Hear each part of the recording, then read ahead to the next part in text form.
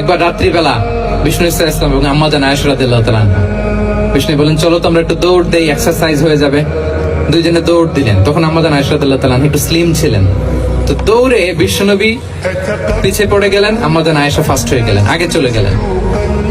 বড্ড খুশি, উনি বিশ্বনবীকে হারিয়েছেন। আবার অনেক বছর পরে, তখন সময়ের ব্যবধানে আম্মা জান আয়েশা একটু হেলদি হয়ে গিয়েছেন, আগের মতো আর চিকন নেই। আবার বিশ্বনবী এক রাতে বললেন, আয়েশা চলো আজকেও একটু এক্সারসাইজ করে দৌড় দেই। দুজন মিলে দৌড় দিলেন। আজকে বিশ্বনবী আর আম্মা জান আয়েশাকে চান্স দেন নাই, তিনি জোরে দৌড়ে আম্মা জান আয়েশাকে রানার আপ করে দিলেন, উনি ফার্স্ট হয়ে গেলেন। এরপর কি বললেন জানেন? সুনান আবু দাউদের হাদিস, তিনি বললেন, ইয়া আয়েশা হাদিহি বিতিলকা সাবকা। দেখেন বিশ্বনবী মনে রাখছেন, নোটে রাখছেন।